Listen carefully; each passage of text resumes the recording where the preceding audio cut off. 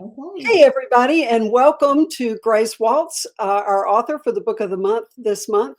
I'm afraid you just have me today, not the two Southern Susans. We had planned to do our usual luncheon at the Piedmont Club and then talk with Grace, but due to a family health emergency, Susan Zorinda is not able to join us today. So you've got me and, of course, the lovely Grace Helena Waltz. And so what I think I would like to do first is ask you the number one question that I'm always interested in. And different people have phrased it different ways. I usually say, who are your people? Because, that's the Southern thing. Where are you from? Where do you live now? What's your background? Or as Neil Beringer puts it in our group, what is your origin story? I love it. I love it. So, I live right now in Alpharetta, Georgia. So that's right outside of Atlanta. And I grew up in this area. I'm one of three. I'm the middle child. So make whatever meaning of that you would like to. And I went to Charleston. I went to the College of Charleston for college. So that's kind of that maybe that answers some other questions that are going to come up. So I spent 4 years there. And as Charleston does, it just made quite the impression on me. And so after a few years away from this area, I got married to my husband when we were living in Texas. And then right before we started having children, we moved back here to this general area outside of Atlanta. And now I have two children. My son just turned 8 on Monday. And then I have a daughter who is 5 and she'll be 6 soon. So little ones running around. Yeah, ages. Okay, so what tell us a little bit, Grace, please, about the inspiration for this book for your I just had it here on my desk. What did I do with it? For your first novel, Southern by Design, and that's going to bug me. I'm going to have to find what I did with that book. Okay, tell us about the inspiration. Was the seed of the idea a storyline about an HGTV type show, or was it driven by the mother-daughter family dynamic? Mhm. So the real seed of inspiration for the story, I would say, is my time spent in Charleston. So Mm. the time that I spent there, the architecture was something that I was just amazed by. It's so special. And there's no really other place to me, at least in my mind, that compares to Charleston. The homes are historic and they're beautiful. And I always wondered, living in the city, like, who are the people that get to live in those homes, and I think there've been a good amount of books written about that type of situation, but even more so than that, I wondered, who are the people that take care of these homes? Because, you can't approach a historic home the same way that you would our, contemporary builds where just, anyone comes in and kind of slaps a fix up. And if it works, it works. And there's such a culture in Charleston around historic preservation that the city and the community cares so much about the architecture that was where I started. And then the kind of other piece to my inspiration was the books I read. So I was a mega Dorothea Benton Frank fan. And so I was reading her books for years and years. And when she died, and I saved Queen Bee for like the longest time because I was like, this is going to be the last one. And like, I don't want to read it because I don't have it, anything else. And so those books just made such an impression on me. And it was really one of those things that like, I wanted to write a story, not that I felt like I was as good as her, but that she inspired me so much that I wanted to find my own way to tell a story with a similar setting and spirit. Right. No, I think she's a favorite of a great many of ours. And I remember the first book I read of hers was Plantation, and I loved it so much that I immediately, just became one of her biggest fans and just loved everything that she wrote. So I can completely identify with that. Um, okay, so tell us about the character, Mac. Was she inspired by a real person? What about her mom? Is Mhm. this you and your mother? It's so funny because my mom has obviously read my books, and so she said, this mother's not based on me, right?" And so if you read the acknowledgments, there's actually a section in there where I kind of jokingly wrote, like, "This is not based on my mother."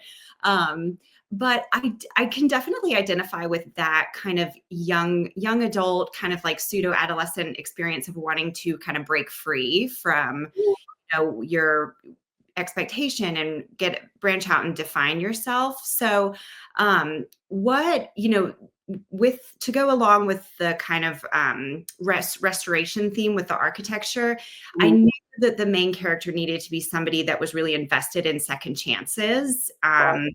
and somebody that was really, who truly believed that, things that are worth saving are not, beyond repair. And who's willing to kind of go back and try again. And so that was the kind of the heart of what, from where, like, I built her character. And you kind of see when you read the book that a lot of the storylines connect into that, because there's a second chance romance. Mhm. Um, there's the relationship with her mother, which has, historically, in the past timeline and the current timeline, has been a big stress for her.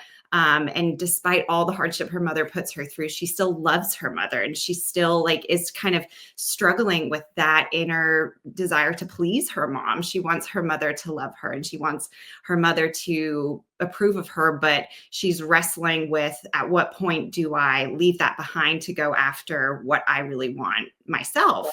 Um, so that was really where I came from her. And then, I think her mother, I had a lot of fun writing her, because there's a lot of her that I think is, the things that she does and she says are like the examples of, like the automatic, like, bad thoughts that go through people's heads, that, like, you're raised to, you don't say those kind of things, like, if you don't have anything nice to say, don't say anything at all. Mhm. But Magnolia Senior will absolutely, say it how it is, especially around her daughter. And she has, no qualms letting her know when she thinks that, she's not doing as she should be, which is typically, living life as her mother prescribed for her.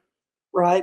Had a little bit of a Gilmore Girl vibe going on there with the 3, with the single mother and her, daughter, but then actually it was, not exactly, but a little bit of a Gilmore Girl vibe. You had the, the different, generations and the different perspectives, or the different, sort of ways of, like, I just have Emily Gilmore in my head now, the mother, and just the way she, always had such high expectations of her daughter, and then, kind of ran her off, but, of course, this is not, an exact parallel, but I did see a little bit of that in there. Was that intentional, or are you a Gilmore Girls fan, or? I'm not a mega, I've watched it and I've enjoyed it, but I know that there are folks who are super fans, and so I can't Yeah. claim that by any means. But I do think as well, the way that Mac parents her daughter is similar to the Gilmore Girls style, Mhm. where she's very intentionally wanting to raise her daughter with freedoms to Right, kind of find herself, and with kind of, unconditional love, and that she felt like she can get from her mother. right, right. Okay, so what kind of research did you do, for the house restoration piece of this book? Did you watch a lot of HGTV? Have you actually done this type of renovation yourself? Yeah, so I haven't done any, I have no, like, actual construction restoration skills. So let's get that out on the table. Any, home DIY stuff I've done is very, like, painting or putting up peel and stick wallpaper has been like my peak achievement with, home renovation. So but I did do a good amount of research. I went online and I looked up, what types of, like, I think, and it's hard for me to remember if these specific examples made it to the final version of the book, or if they were at some point cut along the edits process. But there was one part where I was researching, like, pocket doors, and how, there's very specific, like, mechanical systems that need to go inside. Mm, And if those fail, you have to really have somebody that knows not only where to source the replacement parts, but how to install them. mhm, Um, And I also did, I really went down a rabbit hole on this one that I know in the past timeline when Mac is in one of her lecture halls, they're talking about these iron gates that were made by like a local artisan. And that's actually a real person. Like I went and I researched him, and he's kind of well known in Charleston. And I spent a lot of time, I mean, more time than I probably needed to, just because it was interesting looking at his work. And there was even, I think, an interview of him online. I'm not sure if he's still with us. He was fairly old for the interview, so he may have passed by now. But that was so interesting for me. I love those gates, and I admire them every time I know exactly what you're talking about, and I admire them every time I walk through downtown Charleston. And I noticed, okay, so some of the places that you used, you didn't get real specific as to like what street we're on or that kind of thing. Is there a reason that you chose to kind of be vague about location in downtown Charleston? I'm just curious. Yeah.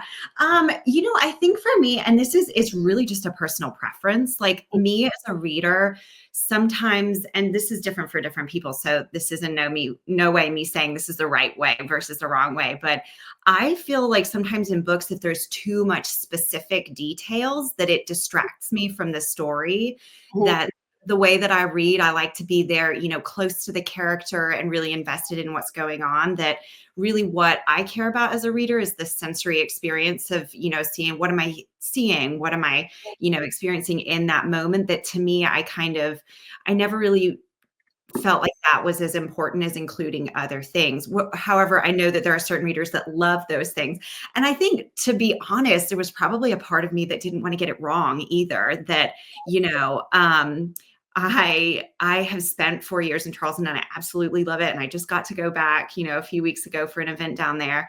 But that I was able to be honest enough with myself that, like, I could be unreliable when it comes to specific street names. But I wanted to call out like the major regions, like the King Street and the Market. mhm, Um, and be more generic about other things that, if you've been to Charleston before, maybe you could orient yourselves, generally speaking, to those landmarks without getting too bogged down in the details of which street or which specific building. right. Were there real houses that inspired the Daniel House or the house at 29 Smith Street? There aren't, no. Like, there really are kind of a conglomeration of multiple homes. I think, and that's one experience I have when I walk around Charleston is that, on every house, like if someone were to say, "Oh, you can have any of these houses, which one would you pick?" I would have such a hard time, because on every one, I'm like, "Oh, well, I like this about that house, and I like that about that house." And it's like, it was almost like Build-A-Bear for me, where I could take all my favorite parts of Right. all the different homes and put them together into something, since I was, making it up. But obviously within the tradition of the architecture, so it would be believable and reasonable. Okay. So I understand your attachment to Charleston because you went to school there. What about Beaufort? Do you have some background there, or do you just love Beaufort? I don't have any background there, and I had a friend in college who was obsessed, and so Beaufort really, it made an impression on me just because of how much that person loved it. And it worked really well geographically, and how, like, culturally, it's not like going from Charleston to Los Angeles. Right. It's within the same region, and it's still Southern, and a lot of the same cultural traditions. Eh, both very beautiful places for sure. Um, okay. So now I've kind of a lot of our members asked similar questions, so I kind of combined those, but I'm going to attribute this one to the person who asked it so that she will well, anyway, I'm going to attribute it to Pat Dupuy. She asked, I have a timeline question. Magnolia and Delta planned to go to college together as roommates. Delta was envious of Mag's boyfriend and commented she herself was alone. So when did she meet and wed Ned and have Grady? I assumed Grady and Mac's age was similar since they grew up together and went to school together. Mhm. Yes. So, and I don't know that this is stated in outright in the book. There's a lot of like the timeline pieces and the backstory that, in setting it up, that you want your reader to be in the story and you don't want to bog them down with too much backstory. Right. But it would have been soon after Delta, or excuse me, Magnolia had Mac, that Mhm. Delta went on to meet Ned. And very quickly, Delta was the person who wanted she wanted the ring, she wanted the marriage, and she wanted the family. And so that was So it very happened fast. it was fast, yeah. And, her best friend that she had always idolized, arguably by their community standards and, Magnolia's parent standards, she didn't go about it the right way, but she, always wanted to catch up with her and keep up with her. And so, Okay. yeah. Okay, so there were a lot of comments about how folks loved the book, but there was one comment that someone took exception with Mag's parents on her behalf, and I guess wanted to make the point. This is her commentary. I thought it was interesting that Mag's parents would not allow her to marry the father of her child, but set her up as an unwed mother. It seems contradictory if they were concerned about their image. So we have folks who are upset with Meg's parents on Meg's behalf, and I think that they have a point. I agree. And I think, it's that happens a lot in the book, right? Where people's parents make decisions. And that's one of the things throughout the book when I became a parent too, that I realized that when you make decisions for your children, you make the best decision you can. Right, And sometimes decisions are not clear or easy. And we make the best decisions we can at the time we are doing it with all the information we've got. And the truth of the matter is that that doesn't always work out right. None of best. us are perfect, no matter how much we'd like to be. Right. And sometimes people make decisions based on flawed reasoning, right? We kind of get stuck on certain things and we're so focused on one part of the puzzle that we make all these decisions, and it's not maybe until years later that we step back and realize, oh gosh, maybe I got carried away with this or the other. I should have considered these other things. Right. Okay. But I mean, yeah, I'm sure they were lovely people Doing their best. doing their best. Yeah. Okay. Tell us about your writing process. Are you a plotter or a pantser? I'm definitely a plotter. And I think the more I write, the more I kind of hone my strategy. So I like to what setting has a lot to do with my books. So that's always kind of one of the first things I figure out. But I start very much with the characters, who they are, what their challenge is, what sort of personality they have, and try to design the plot setup around that. So, but I'm absolutely a plotter. Like I will have, the what is the big challenge going to be and how are we going to get, at least to the middle of the book in broad strokes, not I'm not somebody that does, I saw another author post online that they have like these outlines that are like 50, 100 pages long that they fill out before they even start writing. And I'm not that type of plotter. But I absolutely will plot out each chapter. And so I'll sit down and I usually don't like the third act kind of component to the book. I always kind of leave it vague until I'm there, because I feel like if I've experienced a lot of the book already, then naturally those pieces will kind of come together as a ending fitting of the story that's happened.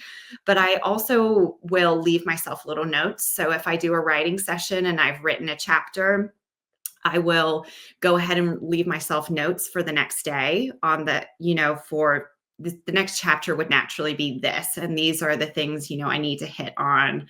And I find that that's really helpful for myself, because then when I sit down to write, I know where I'm starting already, and that I'm not oh, well, where did I leave off? And what were they doing? And what did they say? And then I have to backtrack and kind of refigure it out and say, okay, well, maybe this is where it goes next. Right.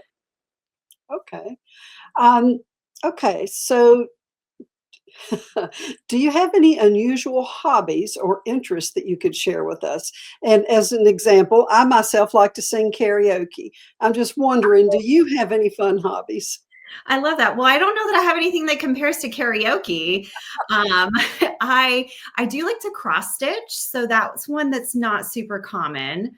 My mom taught us how to do it when we were kids, and it's, I'll go online and find patterns. I wish I had one to handy to show. But I like to do that. I like that especially too because it's something to keep my hands busy if I want to listen to an audiobook or a podcast. Mm, Um, so that's probably the most interesting hobby that I have. okay. I'm going to back up just a minute because we talked about you going to college at Charleston and falling in love with Charleston and all that. But I didn't ask you, what did you study at College of Charleston? Yeah, so I actually went in thinking I wanted to be pre-med. So I did a couple years of a biology degree, and then I had like a real, come to Jesus talk with myself about, okay, these are the realities of doing this. And I think it was when I hit organic chemistry that I was, kind of started reconsidering, and all the years put in as well. So I shifted very firmly, and I did an art history degree, which I always liked art, and I loved art history. And so I finished my degree in that, but as one does with an art history degree, I didn't have a natural, next step from that. So after college, I moved to Texas to volunteer at a residential foster care organization. So I lived as a live-in foster parent for 2 years at Casa de Esperanza in Houston, Texas. So I did that, and then from there I went on and did a master's in social work, and I was a social worker for several years before. Yeah. That's got to be. I bet you have lots of material there for novels. I mean, that's got to be very rewarding to do that. But I imagine you've seen a lot of things that are. Yeah. And that's one of the things too that I, from social work was hearing people's stories is a big component of the work. And also, it's impossible to do that work and not realize just how varied people's points of view are on the world and people's experiences. I mean, it could be a master class in like characters, if you wanted to frame it in that way as well, because you meet so many different people with so many different experiences, and you're kind of thrown together with them, and you are trying to solve problems. Right.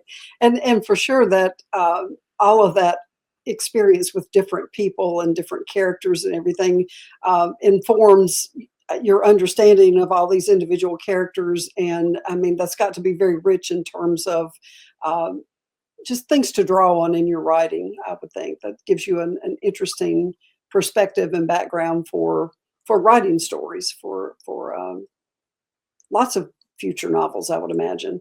And that's a nice segue into, okay, what's next? What are you working on now? Is that your next book out?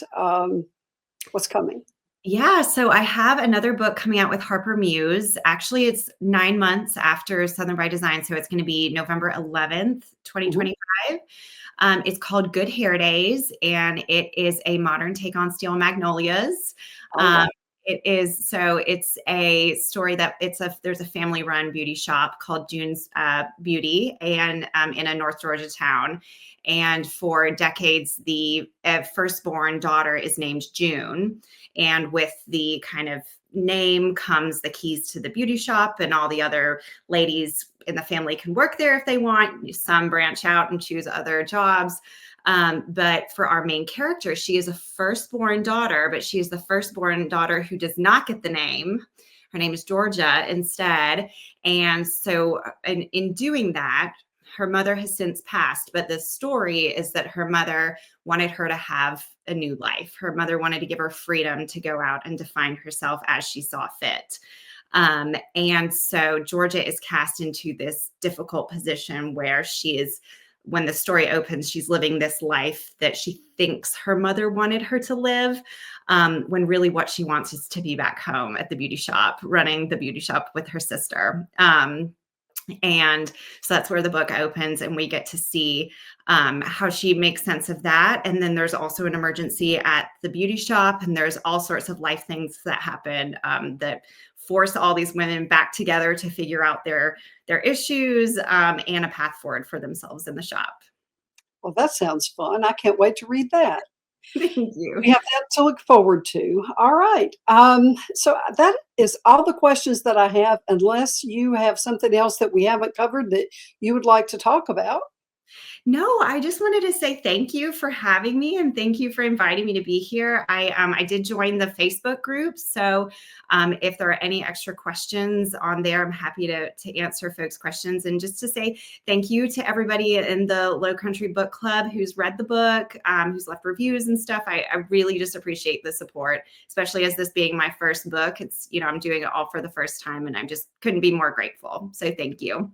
Well, we're very delighted to have you, and we certainly enjoyed reading the book.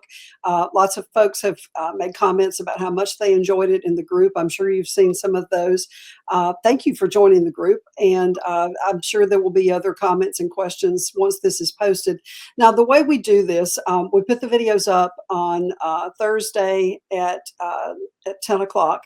And it's not like we expect everyone to come Thursday at 10 o'clock. We very specifically make it to where people can watch the interview at their convenience. So we don't make a big thing about, it's, this is when we're doing it, because everybody knows it's pre-recorded.